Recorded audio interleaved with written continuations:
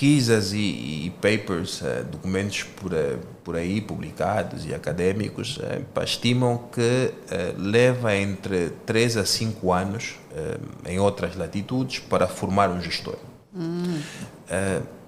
Dependendo da complexidade, dependendo da formação do técnico, dependendo da escola onde vem, dependendo da vivência que teve em casa e da formação que teve em casa, eu tenderia a estar de acordo, puxaria talvez para 7 anos, né? De 3 a 7, dependendo das pessoas, mas 3 é muito ambicioso.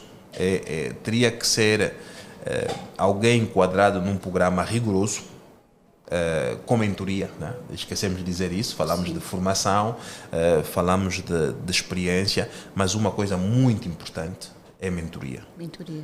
Precisamos ter mentores, precisamos ter pessoas que nos acompanhem. E estamos a falar de mentores profissionais, mentores de saúde e bem-estar, mentores religiosos para equilíbrio espiritual. Precisamos de ter mentores. Hoje chamamos muitas vezes consultores. Consultores, né? Sim. Consultor de imagem, consultora disso, consultor daquilo. Podemos chamar como quiser, mas precisamos de pessoas mais experientes, os tais especialistas nesses temas, para ajudar-nos a ser melhores, né? E conseguir depois alcançar os nossos objetivos com base num plano Sim. estabelecido, porque não é o azar, não é o calha que essas coisas devem acontecer, não? Ser gestor deve ter uma carreira desenhada, um percurso para seguir. Temos 3, 4, 5, 6, 7 anos, independentemente de quanto tempo tem que ter um plano. Liderança, às vezes somos desafiados enquanto gestores e às vezes técnicos, especialistas muitas vezes, a abraçar desafios de liderança. Mais uma vez, é uma capacidade que deve ser desenvolvida. Devemos estudar, pesquisar, ter os tais mentores. Eu estou nesse momento, todas as sextas-feiras, das 19 horas às 22h30, às vezes vai até às 23, a fazer um curso de liderança, de transformação na Nova Business School em Lisboa, né? Aquilo é online, é live, e todas as sextas-feiras janto no intervalo da formação. Não, mas é assim, temos que dar aqui um parênteses e deixar isso claro para a nossa audiência.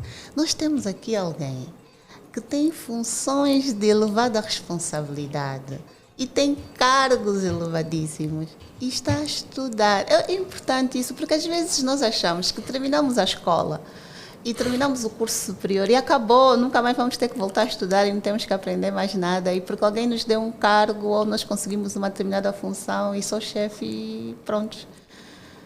E só o facto de dizer agora que à noite para aprender sobre liderança, alguém que já tem anos de carreira, de funções de liderança, é um aspecto aqui que nos toca a todos e temos todos que estudar mais um bocado. Mais uma vez, são as mudanças. As coisas não são estáticas. O que aprendemos há 10 anos atrás, algumas pesquisas foram feitas. As coisas melhoraram, têm outras abordagens, portanto, sem querer fazer publicidade, obviamente, este curso traz-nos perspectivas diferentes sobre liderança. Sobretudo na transformação, não é? Na transformação das organizações, de pessoas. Muitos debates que temos são sobre pessoas, sobre gestão de conflitos, sobre como acreditarmos que as pessoas não são o problema. Portanto, as pessoas devem ser a solução. Temos que encontrar qual é o problema na relação com a pessoa para fazer com que isso então seja um ponto positivo e as pessoas façam parte da mudança que se quer, não é? Bom, e agora, voltando aqui um bocadinho à parte de ser técnico e de ser gestora, quais são as competências então que um técnico tem que desenvolver para que se torne um bom gestor? Esta passagem passaria, claro, por... Eu diria que um dos temas que eu vejo muito importante para desenvolver, e vejo muito pouco nos gestores, são cursos de gestão de projetos. Gestão de projetos. Sobretudo para os temas, para as instituições bastante complexas, onde todo mundo tem que fazer tudo, mais ou menos. As segregações existem, mas há muita carga para poucas pessoas, não é? Certo. Quando temos organizações mais maduras e mais desenhadas, processos mais definidos e tudo bonitinho, as coisas funcionam melhor. Quando são organizações em plena transformação e às vezes há necessidade de recursos de todos os níveis, mas sobretudo recursos humanos, tem ali uma pressão sobre pessoas, não é? E para conseguir fazer com que essa instituição entregue resultados ao mesmo tempo que a transformação ocorre, é preciso que se tenha a noção de gestão de projetos. Conseguir classificar o importante, o urgente e o dá para fazer, mas aguarda um bocadinho. Como é que entregamos resultados hoje, ao mesmo tempo que fazemos transformação? Essa é a grande dificuldade. Mas depois, quem tem uma visão muito técnica das coisas, pensa muito na execução delas, né? E ela olhar para algo, pensa logo como é que isto é, o que é todos os recursos necessários para fazer. E muitas vezes quem está a gerir toma alguns passos não tão preso aos recursos necessários, mas aos objetivos que tem que alcançar. Como é que um técnico consegue transitar essa visão? Eu acho que é uma sincronia que tem que haver na equipa. A equipa precisa estar coesa, estar sobretudo, usamos muitas vezes o termo alinhamento. Alinhamento, não? O alinhamento, alinhamento não significa que pensamos todos da mesma forma. Significa que nós temos o mesmo objetivo. E cada um vai colocar a sua peça para que isso seja construído. Sim. Respondendo à questão específica, tem que deixar de ser tão técnico para ser gestor. Tem que diminuir a dose de gestor e aumentar de liderança para passar para o próximo nível. E falamos há bocado sobre apoios e mentorias. Um dos meus mentores de liderança e posicionamento, ele diz assim: então, quando as pessoas quiserem sair de comandante de uma unidade do SEALs, né? Que é a unidade especializada das Forças Armadas Americanas, para general do Pentágono, eles precisam de outras atribuições e de outro posicionamento. Então, cada etapa que nós temos entre especialista, técnico especializado, e depois para gestor e depois para a liderança, tem que se munir de outras competências que se desenvolvem e de outro posicionamento. Posicionamento, estamos a dizer, hoje muita gente faz posicionamento nas redes sociais, sim. Posicionamento nas conferências, nos podcasts, nas rádios, na televisão. Tem inclusive pessoas que até a cor que usam nesses eventos é totalmente orientada. Né? Tudo pensado. Tem uns estilistas, e pronto, isso faz um pacote, né, completo que precisa ser desenvolvido para aquilo que se quer.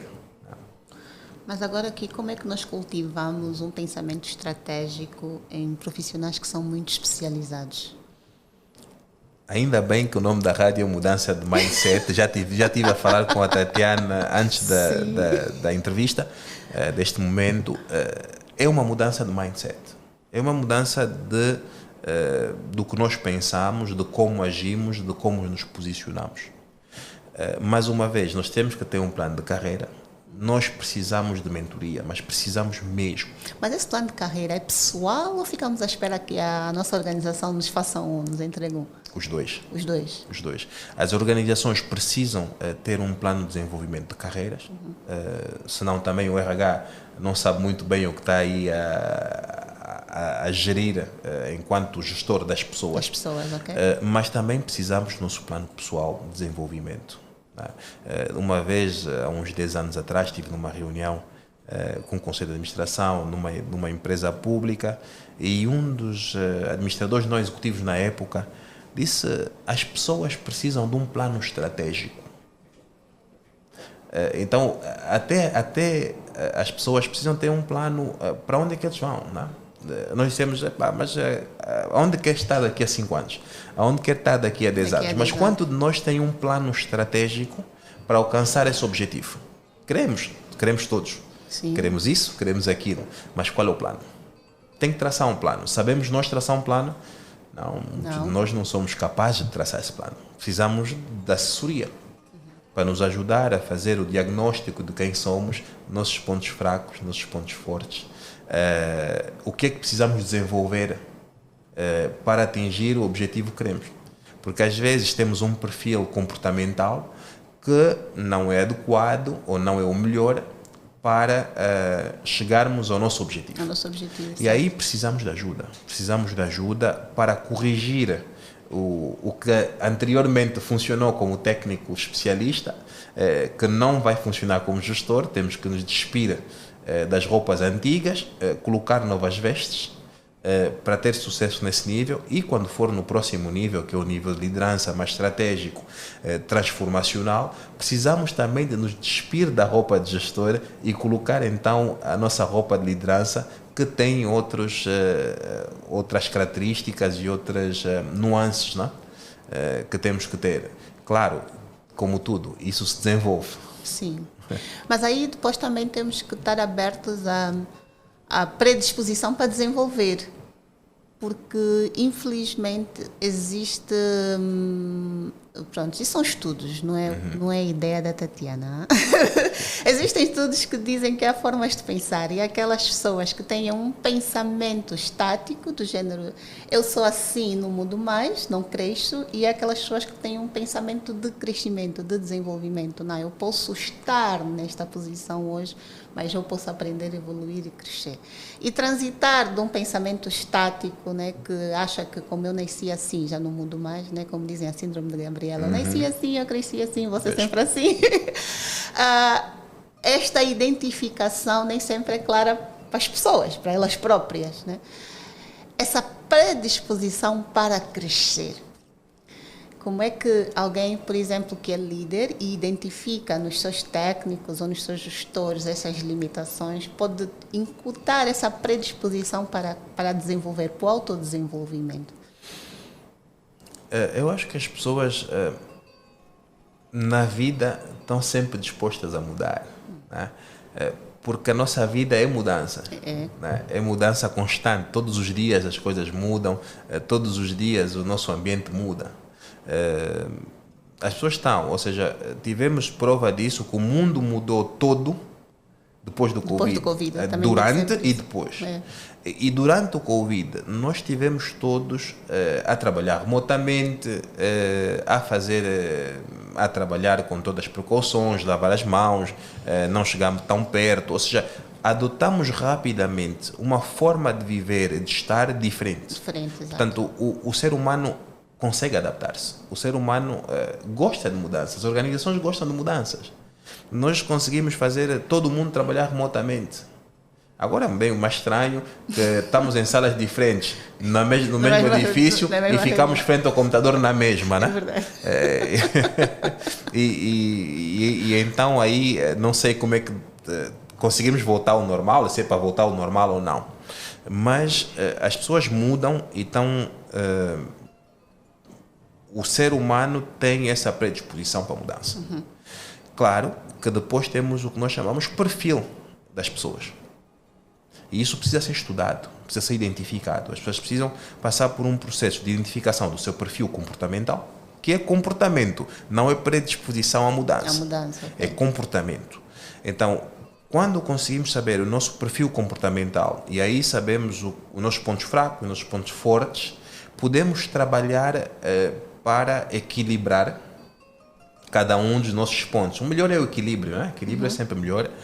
Ter equilíbrio na vida é recomendável para todos. Absoluto.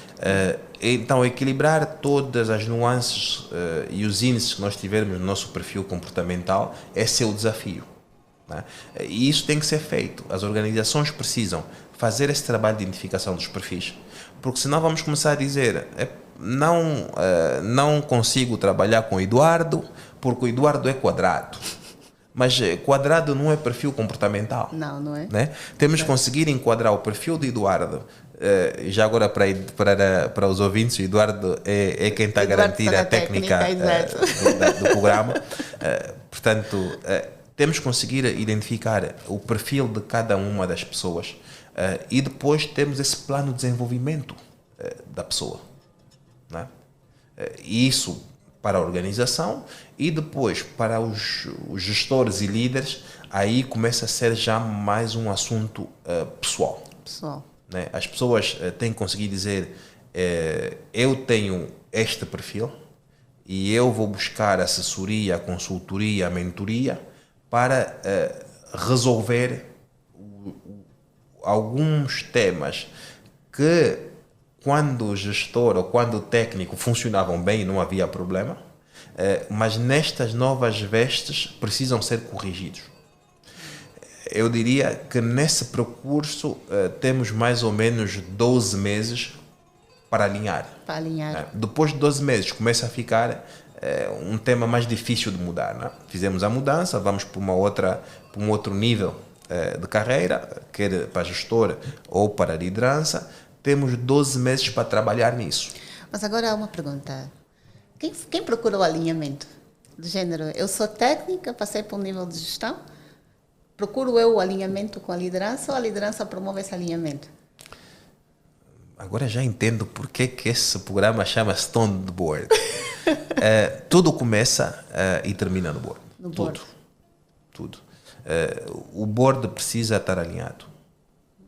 Alinhado, ser fiel aos princípios da instituição. Certo.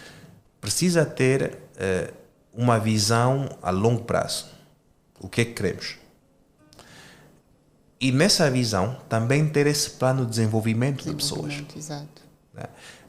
As pessoas, falamos nas categorias todas, dissemos umas difíceis, umas não, mas são, no fundo não é difícil, todo mundo pode mudar, então são perfis comportamentais. Uhum. E precisamos trabalhar neles. Né? Quem cria o alinhamento? O board. O board precisa alinhar a instituição. Precisamos comunicar de forma clara. Né? E muitas vezes ouvimos feedbacks, e eu também já ouvi feedbacks de vocês não estão a comunicar devidamente. Ou seja, não estamos a entender muito bem o que é que se faz. Faz-se sessões de alinhamento, conversa-se com as pessoas, ouve-se as pessoas, ouvir as dores, as inquietações, as preocupações das pessoas, tentar resolver essas preocupações, identificar os perfis, criar novos líderes. Essa é a parte mais feliz da liderança, né? Alguém diz só nos tornamos líderes quando criamos novos líderes, né? Criar liderança, tem empresas, por exemplo, que criam já bolsas de talentos. Exato. Né? Eles já não procuram tanto, eles têm uma bolsa de talentos, um programa de desenvolvimento e quando precisam, eles sabem exatamente que perfil precisam e onde é que está naquela bolsa. Portanto, o alinhamento começa no board. Começa no board e precisa ser realmente vivido pelos membros dos conselhos de administração. Quando falo do board, eu falo mesmo do conselho de administração estratégico, né? Porque depois tem ali um outro tema que não é o tema 2, que é o conselho de administração, os membros do conselho de administração fazem parte de uma comissão executiva e esses são menos estratégicos que os outros, né? Estão no intermédio, falamos em 3 linhas, agora parece que são 4, né? Sim. Depois do diretor gestor ainda tem a comissão executiva e depois tem os mais estratégicos, que são os do Conselho de Administração. Esses não têm que lidar com a mudança do dia a dia, com a complexidade da instituição, né? Esses pensam mesmo só estratégico. O que nós temos na maior parte das vezes, e trazendo isso para o nosso lado mais realista em Angola, na maior parte das vezes nossos conselhos de administração são também executivos. Então esses têm uma complexidade maior, porque eles têm que lidar com a transformação da visão para o futuro, ao mesmo tempo que gerar resultados para hoje e para amanhã. Né? Cobram os resultados e uma visão futura que também devem passar para toda a organização, tornando esse papel mais complexo. E surgiram já aqui umas perguntas sobre isso, mas este não é o tema de hoje. E hoje a nossa conversa é sobre a profissionalização da gestão e temos aqui no estúdio o nosso especialista, Dr. Álvaro Fernão. Vamos para um breve intervalo e já voltamos. E já estamos de volta. E não sei se vocês estão a acompanhar aqui as nossas músicas, mas a primeira foi para pormos os pés no chão e colocarmos o nosso espírito no lugar certo. E a segunda tem a ver com as nossas obrigações. Nossa pátria, o nosso país em primeiro lugar. Muito bom. E voltamos aqui à nossa conversa e faço lembrar aos nossos ouvintes que podem enviar as vossas questões para o nosso contacto WhatsApp 931-992-715, 931-992-715. Agora, Álvaro, como é que se constrói então equipas técnicas e sólidas e que têm capacidade de pensar estrategicamente? Isso é uma questão difícil. Só montar equipas por si só, isso é difícil. Eu se calhar ia abordar a minha resposta de forma um bocado diferente. Como é que nós íamos, na verdade, ter uma equipa técnica que fosse também embaixadora da transformação? Né? Porque para mim, a estratégia é isso. É isso. É transformação. Portanto, mais uma vez, o tom precisa vir do board, né? e transparecer essa estratégia. A estratégia tem que ser abraçada e desmembrada por eixos e ações. E as equipas técnicas precisam perceber o porquê de cada uma daquelas ações, o que queremos obter com cada uma daquelas ações, e entender a estratégia no seu global e serem, sobretudo, os embaixadores dessa transformação. Aí é que está o tema, né? A dificuldade do processo. Sim. Como é que nós podemos fazer isso? Nós temos que comunicar bem melhor, temos que comunicar melhor, temos que traçar planos e consultar também. Não vamos fazer uma consulta pública de um plano estratégico, claro, mas tem que considerar as opiniões e os inputs, as contribuições dos vários níveis. Tá? E isso, o chefe de departamento traz uma visão que engloba a visão do seu time, o diretor traz uma visão que engloba a visão do seu chefe de departamento, portanto inclui dos seus técnicos, tem que funcionar em cadeia. O administrador leva ao board uma visão que é uma sombrinha das contribuições técnicas, chefias intermédias, de gestor de direção, e ele leva isso para o board. Isso tem que fluir. A dificuldade está aí. Porque quando ouvimos um administrador do Ploro, consideramos que estamos a ouvir uma versão que está em alinhamento, falamos do alinhamento Exato. há pouco, em alinhamento com toda a estrutura vertical. Certo.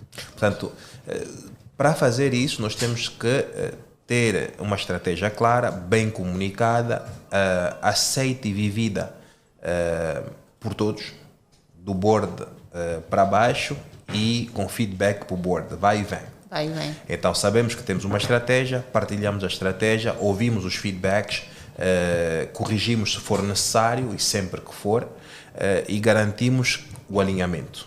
Né? E que essas equipas sejam os embaixadores desta transformação. Porque a transformação não vem só do board, ela inicia no board e lá termina quando fizemos a avaliação e vemos que conseguimos os nossos objetivos, mas as equipas fazem as organizações viverem. Então as equipas precisam ser embaixadores dessa transformação, dessa estratégia. Portanto, temos que conseguir inspirá-los. Mas alguém uma vez escreveu num post-it, alguém muito alto na estrutura hierárquica, escreveu que liderar não é, como é que é, não é obrigar, mas é despertar no outro a vontade de fazer. Deve ser aqui mais ou menos assim que estava escrito, né? Mas a verdade aqui que o foco é que é despertar no outro a vontade de fazer. E como é que vamos despertar nas equipas técnicas a vontade de ser estratégico, de fazer parte da transformação? E tem várias coisas, tem incentivos, eu preciso saber o que é que eu ganho fazendo isso, né? Tem que ter feedback, tem que ter recompensas, né? Recompensas, às vezes são salários emocionais, são mais um benefício, às vezes são alterações muito pontuais que não custa nada a fazer, flexibilidade de horário, são pequenas coisas que precisamos, enquanto equipa de liderança, dar de volta às equipas técnicas para que elas sintam que há também uma recompensa. Então é ali uma relação constante de alinhamento para que as coisas aconteçam. Só acontece se todos estiverem on board. Mas agora acha que existe aqui um peso maior ou menor da cultura organizacional nesse processo todo? Como é que acaba por influenciar também aqui nas equipas? Traduzindo aqui do inglês, a cultura como estratégia para o pequeno almoço, né? Sem uma cultura adequada para a transformação, nós, enquanto líderes, não conseguimos implementar estratégia. Né?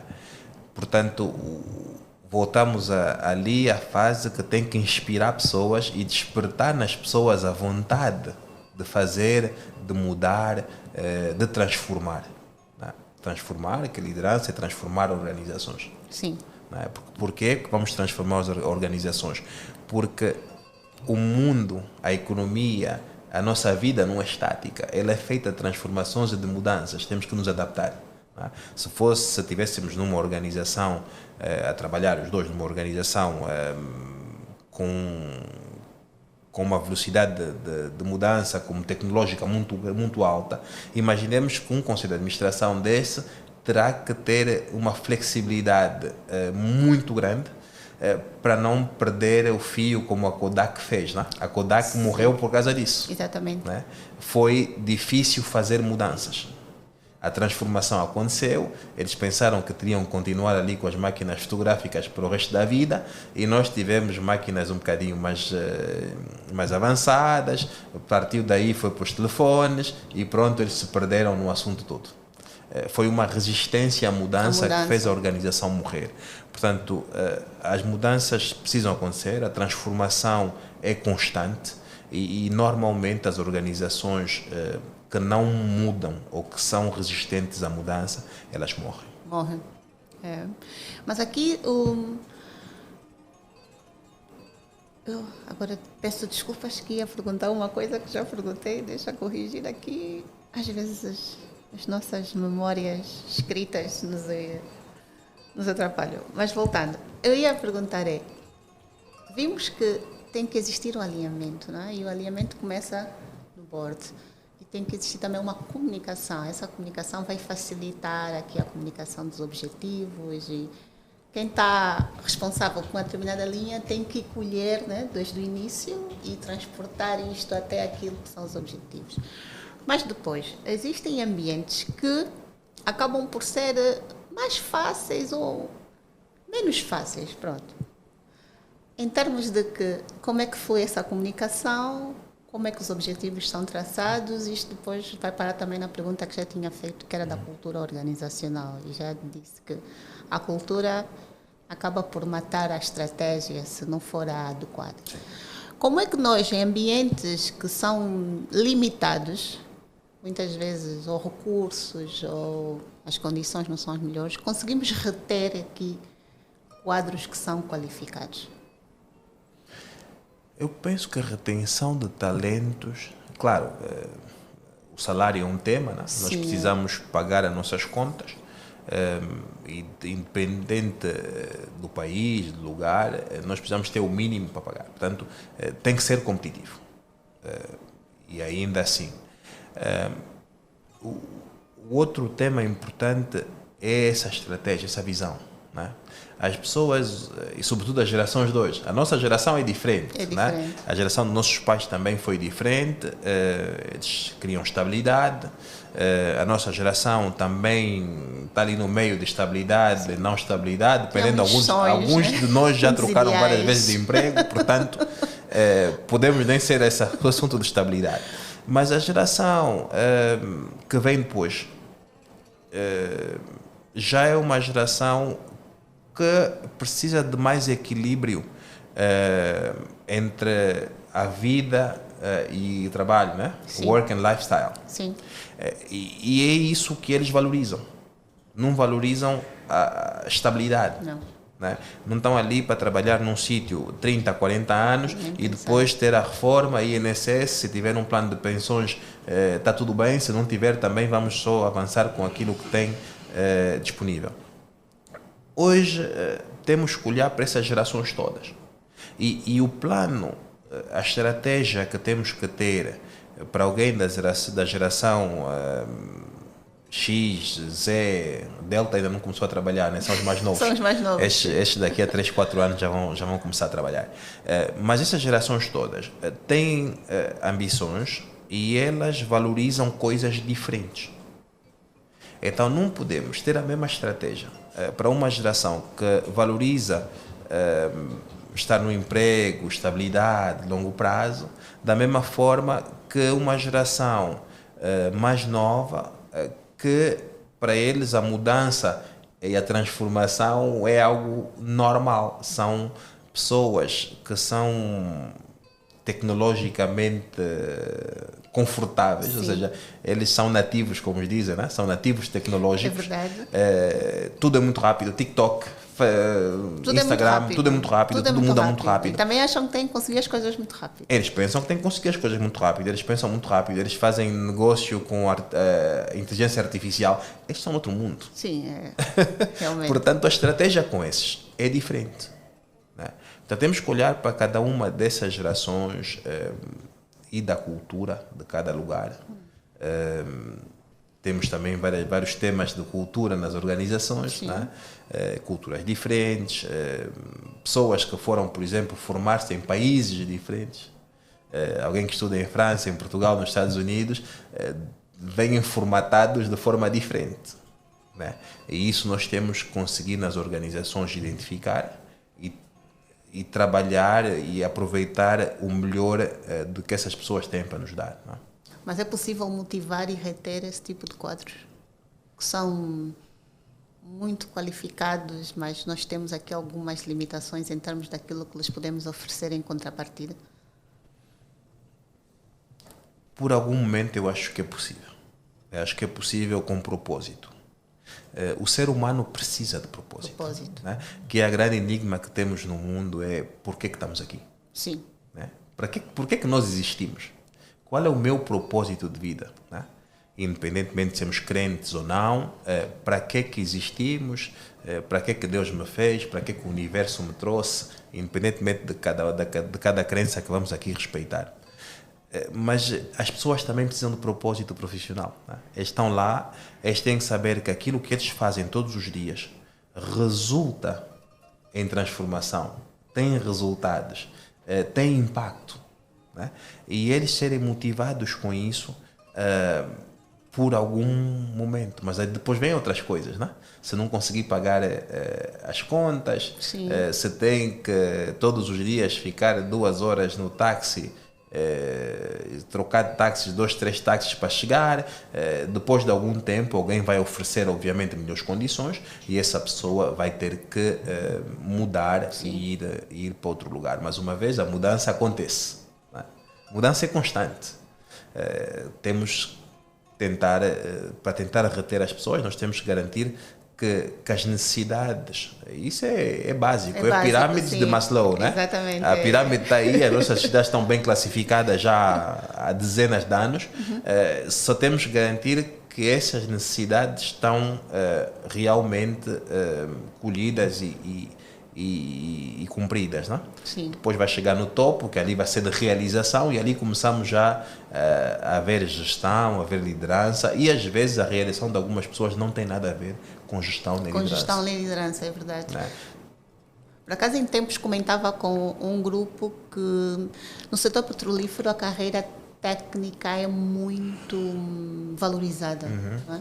Existem profissionais que são técnicos e que não têm nenhum tipo de liderança, nenhum tipo de cargo de gestão e acabam por conseguir, às vezes, níveis e remunerações elevadas só por causa dessa especialização técnica.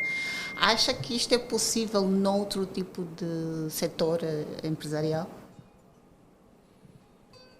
Que eles continuem Não, que técnicos? seja possível seguir uma carreira puramente técnica e altamente especializada. Sim, sim, eu acho que é possível. Ou seja, como está o processo, por exemplo, de gestão de carreira da função pública, as pessoas vão até assessores. Né? Ele vai numa carreira técnica superior, por exemplo, de técnico superior de segunda, de primeira, técnico especialista, e assim vai para frente até assessor principal. Ou seja, ele quando se torna assessor principal é um super técnico. Um super técnico. E ele tem uma retribuição, isso é público, se olhar para a tabela salarial da função pública, ele tem uma retribuição quase equiparada a um diretor. Né?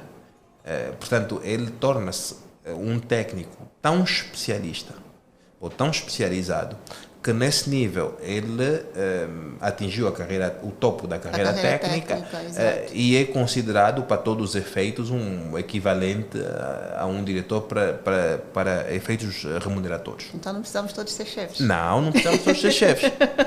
Agora, leva tempo, né, para fazer Sim, a carreira. exatamente. E a mesma coisa, as empresas do setor petrolífero, não vou citar o nome das empresas, mas há empresas que também têm esse sistema. Sim. Que chega um momento, tem que escolher, eu acho que é por acordo ou por decisão, não sei como é que é feita a escolha, mas se for para uma carreira técnica também vai seguir a carreira técnica sem ir para a gestão e atingir um nível de carreira em que também é considerado quase um diretor. Um diretor, exato. Portanto, está assim desenhado porque não há cargos para todos. Né? Na função pública ou na função privada, no setor privado, não há cargos para todos. Portanto, o desenho, penso que as instâncias e os órgãos que tratam de gestão de pessoas desenharam isto dessa forma. Conseguir seguir uma carreira técnica até chegar a um nível tão especializado que é equiparado a um gestor de alto nível, né? Só que não tem que gerir equipas. Sim, né? Exato. Mas agora o Álvaro falou muito sobre os perfis comportamentais. Né? Que tipo de competências, então, comportamentais são essenciais para quem deseja assumir mais responsabilidades, né? Para quem pretende transitar de uma carreira técnica para uma carreira de gestão? Um dos grandes conselhos que a mim deram foi equilíbrios. Equilíbrio. É equilíbrio. Não estamos sempre certos e os outros não estão sempre errados. Exato. Né? É dar um bocado para receber um bocado, é garantir equilíbrios. De forma geral, eu acho que uma competência muito importante é o soft skills, né? É lidar com pessoas. Lidar com pessoas, isso também se aprende, né? Sim. Umas pessoas são mais abertas que as outras, umas são mais simpáticas que as outras. Mais uma vez, o perfil comportamental, né? E então, tem pessoas mais extrovertidas, umas mais introvertidas. As mais introvertidas precisam trabalhar para se abrir um bocadinho mais, as que são extremamente extrovertidas precisam se fechar um bocado para garantir então aquele perfil que tem que ter para aquela função, aquele posicionamento da marca pessoal, né? Agora vamos falar da marca pessoal. Sim. Porque a marca pessoal é isso, é o que os outros pensam de nós. Não é só o que nós somos, é o que os outros pensam de nós, né? Qual é o feedback que estamos a receber dos outros? E isso é importante. Portanto, eu acho que aqui é lidar com pessoas. Não é? Chega um tempo que alguém disse-me a tempo, mas o PCA depois só fica a ir aos almoços e a ir aos fóruns e tudo isso. Claro, as organizações muito desenvolvidas, os presidentes do Conselho de Administração, normalmente são pessoas que vão mais a jantares, a almoços, a fóruns, a conversas, não estão ali para tratar de coisas. Né? São a face da instituição, mas não estão aí no dia a dia, não estão ali a gerir complexidade. Portanto, quanto mais nós subimos, menos técnico nós nos tornamos, mais estratégicos nos tornamos, e então a nossa marca pessoal começa a ficar cada vez mais importante. Aquilo que os outros pensam de nós, né? Como é que nós nos posicionamos. E é mais importante ainda do que as pessoas pensam de nós, é como nós nos posicionamos, porque existem estratégias de posicionamento para melhorar aquilo que as pessoas percebem de nós. Né? Mas agora eu vou inverter essa pergunta, Álvaro, porque assim, existe um conflito que é, nós achamos sempre que quem vem às vezes gerir ou liderar tem que saber fazer. E muitas vezes, quanto mais alto é o cargo de liderança, mais longe estamos da execução. Que conselho daria a quem está numa posição de gestão e tem que liderar técnicos que são muito mais especializados do que ele? Ainda bem. Ainda bem. Se fosse o contrário, seria o tema. Né? Porque se nós não tivermos técnicos especializados e altamente competentes para fazer a coisa acontecer, vamos nós pôr a mão na massa. Mas não é isso que se quer de um gestor. Né? Ele tem que gerir equipas. Ele tem que ter equipas competentes e capazes para entregar os resultados. É claro que ajuda sempre, aí voltamos para o lado da mentoria, né? Ajuda sempre termos o nosso gestor, o nosso líder, como o nosso mentor. Né? Ajuda no nosso desenvolvimento. Exato. Portanto, alguém que chega ao nosso computador e nos diga, está com essa dificuldade, não, vamos resolver, está para fazer aqui, se puxar para aqui, não sei quanto, contabilidade, os balanços não estão balanceados, ele olha para aqui, diz, não, trocaste 2 números ali em cima, se trocares aquilo, isso aqui fica resolvido, isso aqui é um tema normal, quando se troca o 9 pelo 6, isso acontece. Claro, a experiência desse gestor, desse líder, ajuda-nos no lado da mentoria. Agora, a pergunta é, pode ter um gestor de equipas que não é especializado naquele assunto? Pode. Ele está aí para gerir equipas. Né? Exato. E ele tem que criar condições, claro, tem que ter noções e vai desenvolvendo competências também, mas uma vez as competências têm que ser desenvolvidas sempre. Né? E vai desenvolver competências, mas ao mesmo tempo vai coordenar aquela equipa para dar os melhores resultados possíveis. É uma questão de entregáveis. Né? Como gerimos pessoas, processos e sistemas para entregar os resultados que prevemos no nosso plano estratégico. Certo. Mas depois, como é que nós desligamos essa mentalidade que se estabelece que para ser o chefe ou o líder ou estar numa posição de uma hierarquia superior, pronto, é melhor por assim, nós temos que necessariamente saber executar aquilo que nós estamos a gerir? Eu acho que isso aqui é um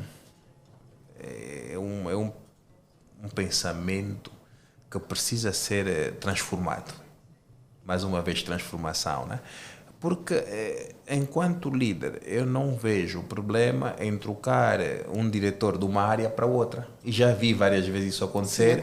E já vi várias vezes casos de sucessos assim. Exato. Né? Dizer que o diretor do RH precisa ser um técnico de RH de 20 anos. Talvez não. Até porque, se for um diretor de risco aí para aquele lado, poderá trazer uma nova visão àquele departamento, àquela direção. É claro que agora vai ter que entender alguns princípios, né? A legislação e algumas coisas que precisa perceber, mas que entendemos que, enquanto gestor, aquela pessoa deverá se adaptar a essas novas funções. Mais uma vez, transformação. Transformação, exatamente. Né? Tem que conseguir fazer essa transição, essa transformação para termos aquela pessoa naquele lugar. Mas não podemos esquecer que ele está ali para gerir pessoas, sistemas e processos. Ele não está ali para fazer. Para fazer, exatamente. É verdade. Porque senão começa a fazer o trabalho dos técnicos. Né? Essa pessoa precisa trazer competências de liderança. E claro, que estar na organização e já saber dá uma vantagem. Exato. Nos primeiros tempos, mas as pessoas já no nível de gestão e liderança consideram-se que essas pessoas aprendem muito rápido, né? Têm experiência e bagagem suficiente para adaptar-se muito rápido. E por isso é que muitas vezes tira-se um diretor de uma área para outra, um administrador de uma empresa para outra, eventualmente um PCA de uma instituição para outra. Né? E isso faz-me lembrar quando eu era estudante, foi na época da crise mundial em 2008, e tirou-se então o PCA da Boeing para ser PCA da Ford, da General Motors, acho. E tinha críticas. Então, mas por que foram buscar um PCA, ou um PCE, já não me lembro, um líder do board de uma empresa de aeronáutica para vir aqui nos carros? Ele não entende nada disso. E a resposta dele foi fantástica. Ele disse, se eu consigo pôr aviões no ar, então fazer carros andar não é problema. Então aí responde a questão, né? Se precisamos mesmo saber. É verdade, é verdade. Mas agora, o que é mais difícil? Formar competências técnicas ou competências éticas? A minha versão sobre ética é bem particular. Eu acho que ética não se ensina. Eu acho que são valores nas pessoas. Levar pessoas para uma sala, explicar que ética é importante e quais são os níveis e as barreiras que não podemos ultrapassar do ético não ético, eu acho que ajuda, mas não cria pessoas éticas. As pessoas precisam crescer com ética. Isso tem que se aprender de base. Né? Depois, há tempos, alguém disse-me assim, as pessoas têm preço. Não, as pessoas não têm preço. Não, uma pessoa ética não tem preço. E então, eu acho que não se desenvolve pessoas éticas. Liderança ensina-se. Ética não se desenvolve. É caráter. São valores. Né? E valores são-nos incutidos no nosso crescimento como pessoa, na nossa formação interior como pessoa. Diferente da liderança, que são técnicas. Sim. E isso se ensina, parâmetros e formas de fazer, de estar. Eu acho que ética não se ensina. Mas acredita que dentro daquilo que são os valores corporativos é possível incutir esses valores dentro dos quadros das pessoas? Eu acho que sim. Não vamos ensinar as pessoas a ser éticos, vamos criar instrumentos para que as pessoas não tenham um comportamento fora dos limites éticos. Ok. Certo. E que conselho é que daria, então, para os jovens profissionais e técnicos que querem liderar no futuro? Tenham um plano. Porque queremos todos. Sim, queremos todos. A questão é, o que é que devemos fazer, desenvolver, mudar, transformar, para estarmos aptos a ter sucesso enquanto líder, não é? Porque podemos sempre ser chamados para um cargo de liderança. Isso é a porta de entrada. Exato. Como é que nos mantemos lá? Como é que transformamos vidas? E como é que transformamos a instituição para deixarmos o mundo um bocado melhor daquilo que encontramos? Ali está a diferença. Né? Portanto, para as pessoas que têm inspiração de liderança e que não querem seguir a parte técnica e querem mesmo impactar e transformar pessoas e organizações, precisam ter um plano claro das competências técnicas e comportamentais necessárias. A pergunta agora é: qual é a competência técnica necessária? É preciso estudar algumas coisas. Ter uma formação geral, ir para a faculdade nos dá uma abertura de pensamento e de análise, nos dá essa capacidade. Depois fazer o que for como formação, pesquisa, leitura, que nos dê noções de liderança. Liderar é uma ciência também já.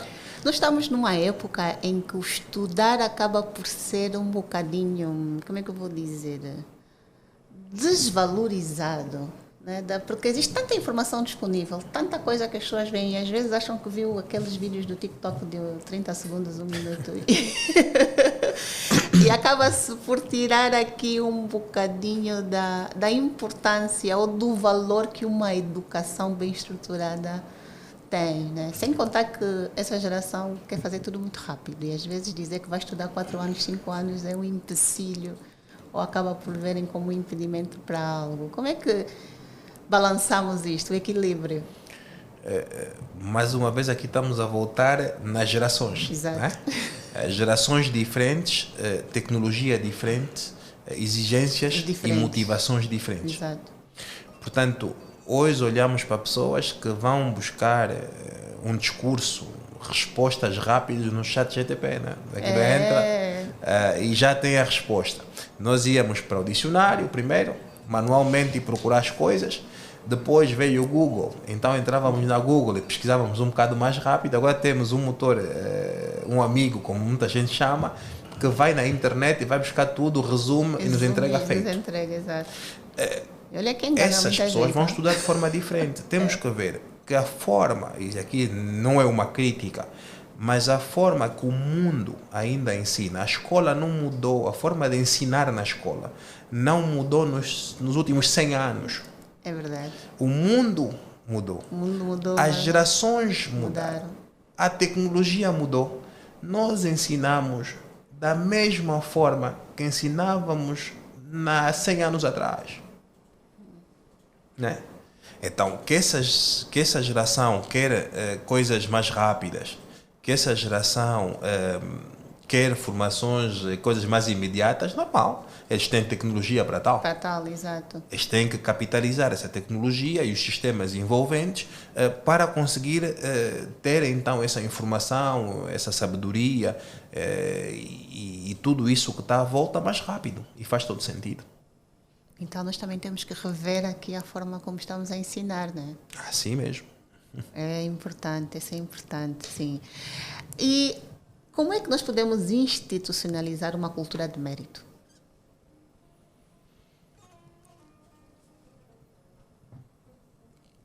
Com objetivos claros. Eu acho que aqui voltamos à estratégia. Estratégia, visão, eixos, pilares, ações. Ter instrumentos claros que indiquem os direitos e deveres. Né? E aí sabemos que se temos que dar uma bolsa de estudo, quais são os critérios, estão num regulamento devidamente aprovado. Se temos que dar um ou outro benefício, esteja devidamente regulamentado e aprovado. E olhamos desapaixonadamente para os temas, né? Olharmos para as competências das pessoas, para o perfil comportamental das pessoas. Porque o problema é que muitas das vezes o perfil comportamental, ou pelo menos a sua avaliação, às vezes sem entendermos, cria bloqueio para o desenvolvimento daquela pessoa. E dizendo assim, ele é uma pessoa difícil. Né? Ele é uma pessoa que gosta de mudança, ele é uma pessoa que pode entregar resultados. Nós temos que entender o perfil comportamental dessa pessoa e melhorarmos, trabalharmos para desenvolver aqueles níveis que estão mais baixos e que precisam de subir com ela, para que ela se torne melhor e melhor preparada para aquilo que nós queremos. Esse trabalho é que é difícil. Mas é possível nós termos instituições que valorizem, acima de tudo, o mérito e as capacidades das pessoas? Sim, eu acho que, por natureza, as instituições fazem isso. Né? Depois pode, obviamente, haver temas de tomada de decisão. Sim. Né? Mas não é um problema da instituição. As instituições estão constituídas ou construídas para fazer isso, para valorizar as pessoas, para ter resultados. Né? Depois poderá haver decisões que podem criar outras coisas. Tá? Mas é uma questão de decisão. Mas elas estão montadas, são criadas para isso. Né? Uma organização é para dar resultado. Uma empresa é para criar mais valor para os seus acionistas. Sim, este é o né? objetivo. É o objetivo. Portanto, se tivermos uma estratégia alinhada com este objetivo, a organização toda vai estar alinhada para isso. Para isto, né? exato. Pois claro, temos outros casos que desviam o próprio propósito. E é aí que é um tema de decisão, é um problema de ética, e podemos levantar outros mais temas. Né? Exato. Mas aqui depois, como é que nós lidamos com a frustração dos jovens? Principalmente quando sentem que, por exemplo, ele está na instituição e já deveria estar a crescer mais do que está, ou já deveria estar noutro nível ou noutro cargo, e fica aqui naquele meio, né, falamos um bocadinho aqui não vou dizer pressa, mas do ritmo, que eles têm um ritmo diferente. Então, como é que nós lidamos aqui com essa frustração do crescimento, ou do que é a percepção do que deveria estar a ser o crescimento? Tal como a educação, no mundo, né? É no mundo. As organizações também estão a demorar para se moldar a isso. Né? O que quer alguém jovem que entrou, que veio de uma boa escola, até tem um pensamento rápido, ele raciocina muito rápido e é muito bom. Mas nós só temos 10 cargos de chefe de departamento, portanto não há lugar. Exato. Né? Só temos 5 cargos de diretores, só temos 5 cargos de conselho de administração, para o conselho de administração. O que é que precisamos fazer com essas pessoas? Precisamos ser inovadores, então criar grupos de trabalho, colocá-los como líderes desses grupos. Depois aí entra outro tema, temos flexibilidade ou não para remunerá-los de forma diferente, né? E dar-los alguma coisa em troca dessa indicação, mas existem vários outros caminhos a seguir, porque claro, nós temos número nas organizações, tem um organograma. Sim. E nesse organograma tem posições específicas e o número dessas posições está fechado. Muitas vezes, obviamente que o Conselho de Administração nas organizações podem sempre que permitir os estatutos parasociais e os estatutos das empresas criar direções, criar departamentos. Se for possível criar, há sempre essa abertura e ver se o orçamento deixa. Exato. Se não for possível criar, nós temos que criar estruturas ad hoc que garantam que essas pessoas se desenvolvam para o próximo nível, porque elas podem estar frustradas porque estão prontas para o próximo nível. E nós não temos a estrutura para colocá-los lá. Temos que criar estruturas ad hoc para fazer isso, ou outras soluções, empresas parceiras, empresas mais, transição de uma empresa para outra. Tem que se ter estratégia para isso, porque no fim do dia temos que ver o que é que se passa. Né? Sim, e sim. essas pessoas podem estar prontas para o próximo passo. Mas agora eu vou voltar a um ponto que falou, que esta nova geração liga muito ao bem-estar e ao equilíbrio da vida pessoal e aquilo que é o trabalho. Como é que nós criamos então aqui também um foco nesse equilíbrio dentro das instituições? Tem que ver primeiro com a flexibilidade nos horários, né? Dentro daquilo que é legalmente permitido, obviamente. Mas essas pessoas, essa geração procura essa flexibilidade. Procura a flexibilidade. Essa geração quer às 5 da tarde estar fora, porque tem que ir ao ginásio. Sim, é verdade. E depois do ginásio, ainda tem que fazer os conteúdos por TikTok e o que for, que seja o lugar onde tem que fazer o conteúdo. Se são pais de primeira viagem, quer participar nas atividades dos filhos. Quer poder ir buscar os filhos à escola. Né? Portanto, temos que ter flexibilidade. Flexibilidade. Focar nos objetivos, no resultado, mas dar flexibilidade. Temos deadlines, temos metas para cumprir, mas se vai trabalhar à madrugada, se pode sair às 15 para tratar de um assunto, essa flexibilidade tem que existir. Mas agora eu vou puxar aqui um bocado a brasa para a minha sardinha, que é o seguinte: muitas vezes, e estou, se calhar vou estar aqui a falar contra mim própria, mas eu faço isso com frequência, que é, nas mulheres, essa flexibilidade é quase que garantida. Porque é mulher, é mãe, não, deixa sair, pode ir, pode fazer, vai com o filho à consulta, tem que buscar o filho. Não, ela é mãe, vamos permitir. Não, é mulher, pode ir. Mas o homem tem mais dificuldades nessas partes. Porque se ele disser que vai sair mais cedo para pegar os filhos, e a sua esposa está onde? Se ele disser que queria consulta, e a sua esposa está onde? Como é que... E também acontece o inverso para as mulheres em muitas outras situações, mas eu estou só aqui nesta parte de criar esta flexibilidade e este entendimento. Como é que é possível nós também sairmos um bocado deste paradigma que fica muito preso, que determinadas responsabilidades são mais femininas do que masculinas, não é? Eu acho que é um assunto cultural. Tá? Cultural, que depois levou à necessidade de uma regulamentação legal. Né?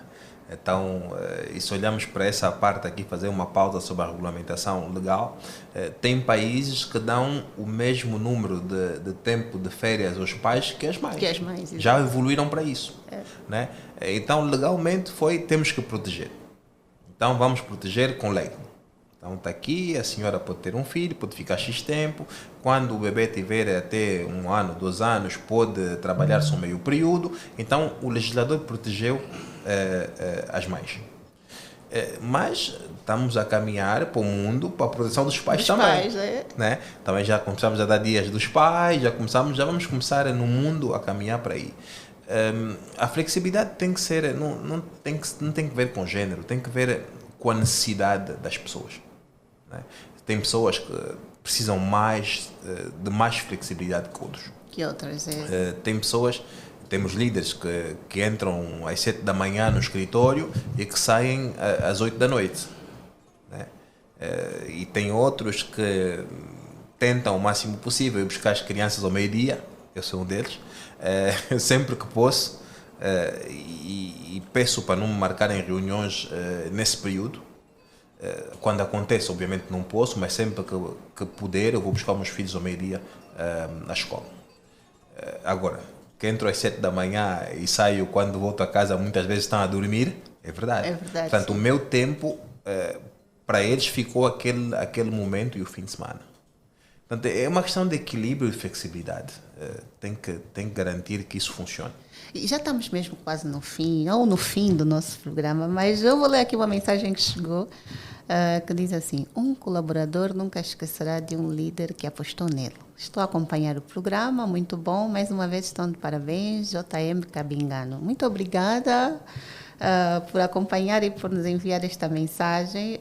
Eu tenho aqui uma última pergunta para o Álvaro. Álvaro, que competência acredita que serão mais relevantes para os gestores nos próximos 10 anos? Tanto técnicas como comportamentais. Técnicas precisam olhar para a inteligência artificial. Isso já está connosco e não vai nos deixar. Não vai. Portanto, precisamos de transformar as nossas competências para nós conseguirmos garantir que usemos essa ferramenta da melhor forma para atingir os nossos objetivos. Okay. Isso é técnico. Comportamental. Precisamos conhecer o nosso perfil comportamental e garantir que tenhamos equilíbrios certos nos níveis que temos no nosso perfil para o desafio que temos à frente. Né? E isso é um processo contínuo. Não é uma consulta, uma receita e fica resolvido em 15 dias. É um processo contínuo de melhoria e transformação, porque tudo isso é transformação e não é estático. Mas agora, eu também estou sempre a fazer perguntas Mas já mesmo para terminar, como é que nós damos conta que estamos a ficar desatualizados? Quando não conseguimos entregar resultados rápidos e bem. E bem. Né? O entregar bem, entregamos todos. Espero que entreguemos todos. Mas entregar rapidamente. E temos que ter ferramentas para isso. Isso. As pessoas têm pressa, né? Dissemos a geração mais nova tem pressa. Mas não é só a geração mais nova. Temos todos pressa. Temos todos pressa. Temos todos pressa. Cobramos todos muito uns dos outros. É porque temos pressa. Portanto, estamos num mundo muito rápido, muito dinâmico. E precisamos nos manter atualizados sempre, né? Talvez perdemos menos tempo ali a passar os vídeos de cima para baixo e tiramos algum tempo para nós, para entendermos quem somos, onde é que queremos ir e desenvolvermos essas competências.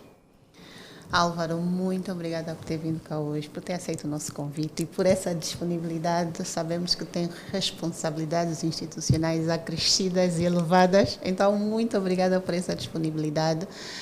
Últimas palavras, o que gostaria de deixar aqui como mensagem para a nossa audiência, para essa juventude? Agradecer a todos que estiveram do outro lado a ouvir-nos 1h30. O tempo é escasso para todos nós, portanto temos a honra de ter-vos aí do outro lado a ouvir-nos. Gostaria de sempre desejar a todos muitas bênçãos, né? Que continuemos a entender quem somos, qual é o nosso objetivo e trabalhemos então para que concretizemos os nossos sonhos e nesse processo todo vai haver pessoas no caminho que serão os anjos e que nos vão nos possibilitar atingir esses objetivos. Muito obrigada, Álvaro, por esta mensagem, também pela partilha de conhecimento. Olha, eu fiz aqui as anotações e aprendi muito. Eu aprendo sempre muito com os meus convidados, então obrigada, Álvaro. E a vocês, os nossos ouvintes, a nossa audiência, muito obrigada por terem acompanhado o Tom do Bordo, por estarem aqui conosco e espero que este programa traga aqui reflexões e inspirações para todos e que possamos todos aqui adotar mudanças estratégicas dentro das nossas organizações. Então, eu me despeço, Tatiana Mwongo, fiquem com a nossa despedida musical e nos encontramos na próxima terça-feira.